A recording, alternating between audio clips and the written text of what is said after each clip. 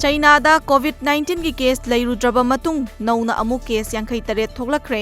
leipak asigi Wuhan province tagi sandokpa haurakhiba virus asigi matung akanba lockdown chathaki madugi matung ngasi amuk nauna case 58 asi thengnakhibani report amagi matung ina hairiba anoba laichet asi kha thangba China gi sa amasung mana masing yonba kaithel lagi sandorakpani thajanari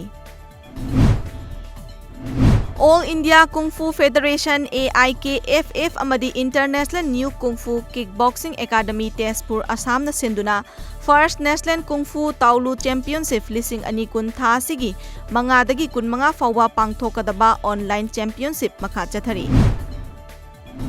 Thoubal Municipal Council Ward number 4 gi member Yumnam Anand gi lamjing makhada ngasi ward asina konba Thoubal athokpam mayai lekai gi mafam singda u charakaya thajinkhre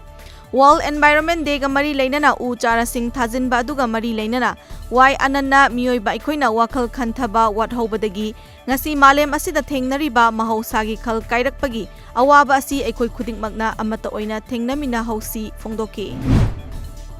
Malem gi oina COVID-19 positive oiba masing lakh 63,000 chamapan yangkhaini thoi shukhre laina asina maram oiduna laikhidaba misingna lakh 4,18 ga chahum 63 sukre India gi oina hojik phawbada positive oiba mioi lakh 3,9 ga chamapan 63 sukre amadi laikanaba ngamdana COVID-19 na maram oiduna laikhidabana mioi 8,000 ga chama 35 sukre